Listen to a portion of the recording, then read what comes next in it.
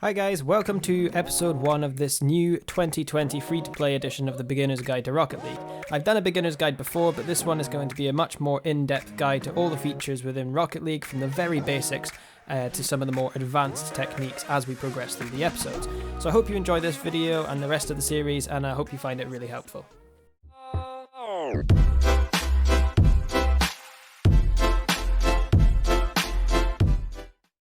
Now before we get started, I just want to remind everybody about the like and subscribe buttons, because if you like the video, then please do hit those because it helps out a lot. But I also stream every Wednesday, Friday and Sunday over on Twitch, so if you have any questions about the game that I don't cover in my videos, feel free to drop by there and ask. I really appreciate all the company, and yeah, would look forward to seeing you.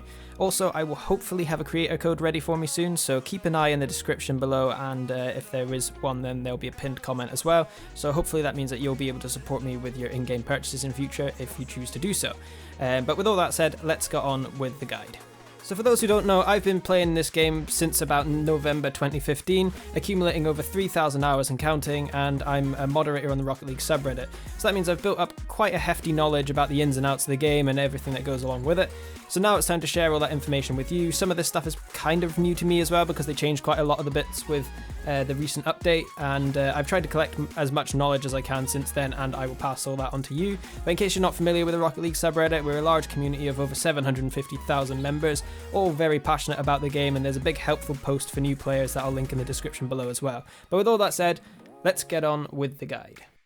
So first up, the thing you'll be greeted with when you first open the game is an interactive intro that you can take part in and have a little fun, and it's like a little tutorial guide that will just guide you through the very, very basics of the controls. It's not actually that reactive, you can actually progress through it without even touching a button, but yeah, it's just like a little fun interactive intro, and then this will go through as we see. It's asking us to do different activities whilst we go through it, and yeah, once we get to the end of this, we'll be able to actually get into the main game.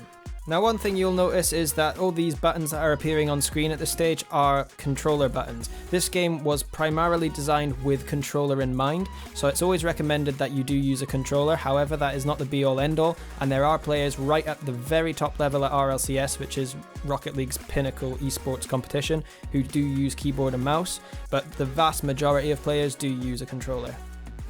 So right after that intro, we are greeted with this first time setup screen. It might be slightly different on consoles because this is the Epic Games Launcher version. And this says, is it your first time playing Rocket League? And then you've got the options of yes and no. If you select no, you've played before, then it will give you the opportunity to link your accounts together. Whereas if you select yes, it will create a new account for you. Because I already have an account set up on this through the Epic Games Launcher, it won't ask me to create an account. But once you click yes, then it will ask you to create a new account, and that'll be your primary account, and then you can link your other accounts to this one.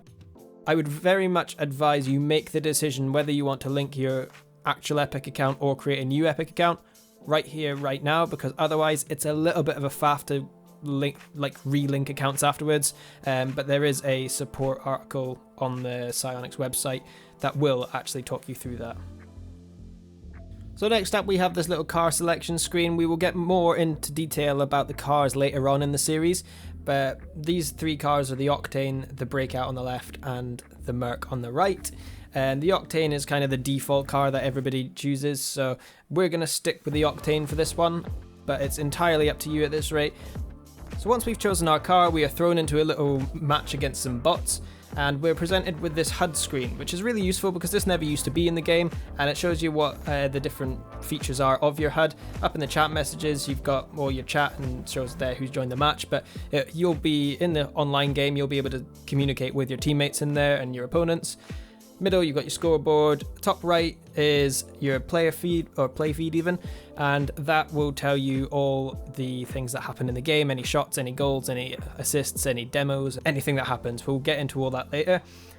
Bottom left, ball cam indicated. That is really important. We'll go into more detail on why you should be using ball cam later. And we will also talk about boost as well, which is down in the bottom right here.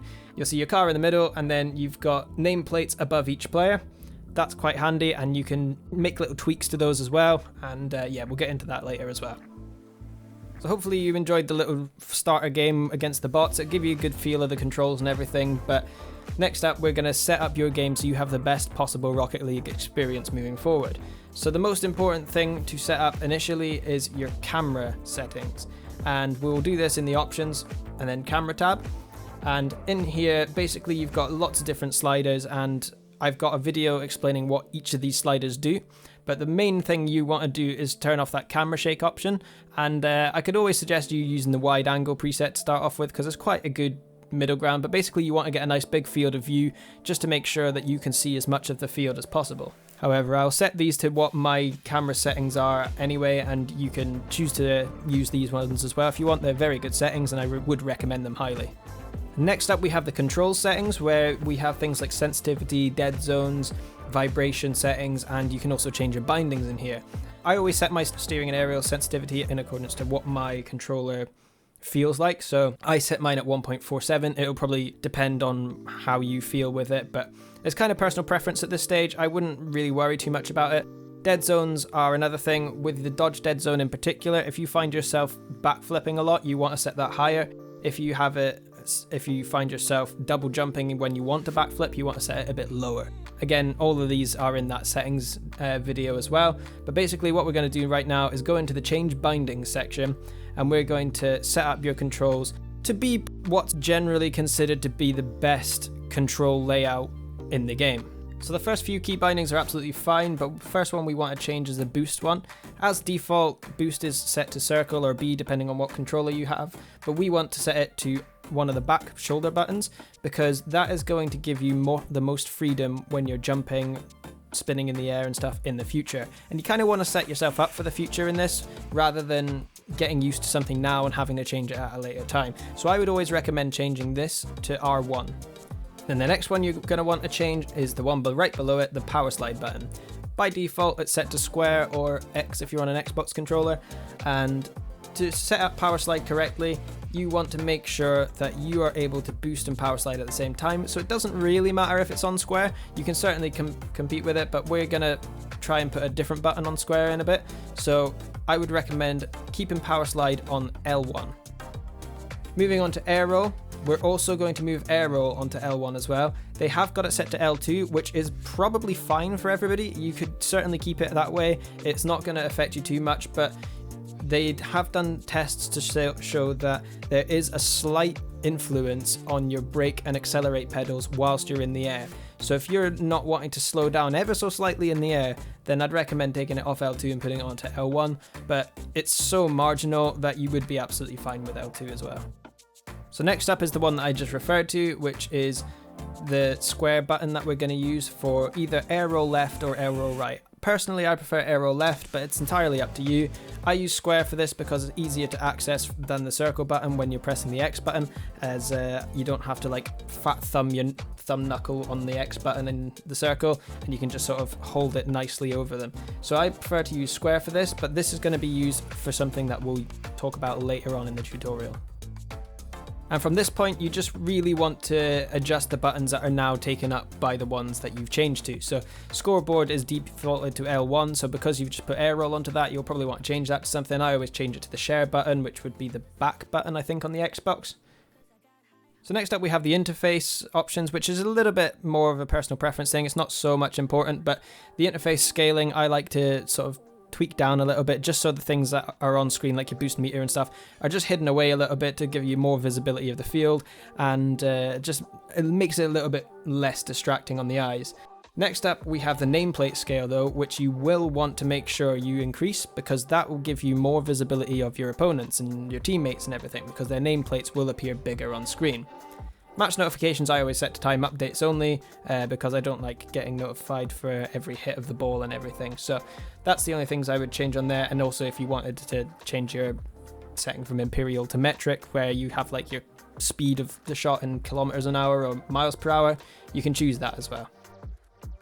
Next up, we're just going to set up the video settings so that you can have the best possible performance from the game, whilst also maintaining some visual quality as well. So first things first, we're going to disable VSync if it's enabled. It's already disabled on mine for some reason, but if it is enabled, then make sure you disable that, because that will increase input lag, which will mean that you're slightly slower to react to things. Anti-aliasing, I always set to low. Render quality, I always set to high quality, because you want the game to look nice, and the render quality is the thing that makes the game look nice. Render detail, you want to set that to well, that's going to be set to custom, but for the start off with, you can set it to performance. Absolutely increase that max FPS slider all the way to 250 because you're going to want the maximum even if your refresh rate is at a lower rate. Texture detail, I always set to high performance, and then the next two are performance and performance.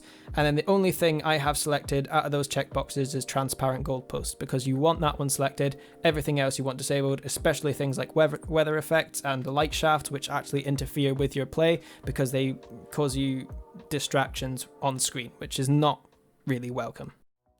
So that just about concludes this episode, so thanks very much for watching, and hopefully it was helpful for you. We'll move on to the more gameplay side of things in the next episode, which should be out in the next couple of days. And like I said earlier, if you want to ask me any questions, I stream every Wednesday, Friday and Sunday over on Twitch. Feel free to drop by there or leave your questions in the comments down below. I try and read and respond to as many comments as I can. So yeah, if you did like the video, hit the like button, hit the subscribe button, because it really, really does help, and I will see you on episode 2. Bye!